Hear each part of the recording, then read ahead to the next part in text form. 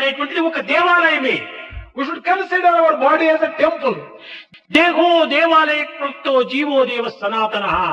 ఈ దేహం అనేటువంటి దేవాలయంలో హృదయం అనేటువంటి ఒక స్థానము లోపల ఈ యొక్క దివ్యత్వం అనేటువంటి ఈశత్వం అనేటువంటిది ఉంటుండాలి. In this temple of body, in the heart, there resides divinity. ఈ త్రిగుణ స్వరూపులైనటువంటి బ్రహ్మ విష్ణు మహేశ్వరులు ఇందులో నివాసంగా ఉంటున్నారు. Brahma, Vishnu, Maheshwara in the form of these three qualities reside in this heart. కేవలము బ్రహ్మ ఒక చోటు, వైకుంఠము విష్ణు ఒక చోట వైకుంఠంలో ఉన్నాడు, స్వర్గములో ఉన్నాడు, కైలాసంలో ఉంటున్నాడు ఈశ్వరుడు. ఈ విధంగా భ్రామించుకోవటం కేవలం అజ్ఞానం యొక్క లక్షణాలు.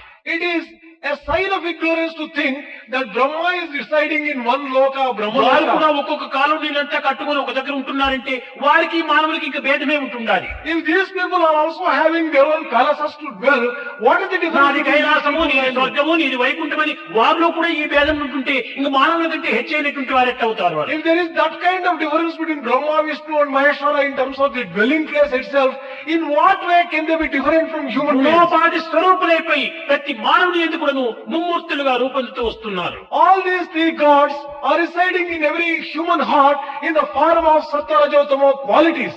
కనుక ఈ దేహం అనేటువంటి దేవాలయము ఒక్క చోటు కట్టినటువంటిది కాదు, మూవింగ్ టెంపుల్. ఎక్కడికి వెళ్ళినా అక్కడికంతా కూడా ఉంటుండాలి ఈ టెంపుల్.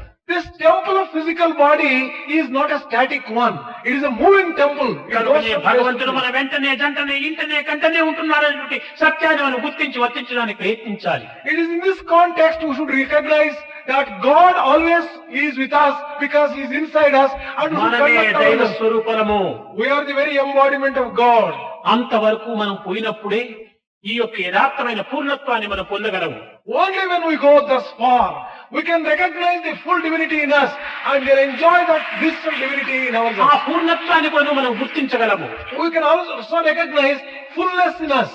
అంతవరకు పోలేకుండా కేవలం ఉండినటువంటి స్థానంలోనే ఉంటుండి చిట్టిబాబు చెప్పినట్టుగా ఎప్పుడు చూసినా doubting Thomas doubting Thomas doubting Thomas అన్నింటి ఎందుకు doubts doubts doubts.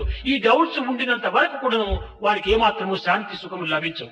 Without making such progress, if we remain where we are and entertaining doubts endlessly, as Mr. Chitti Babu has just said, well, how can we make any progress at all?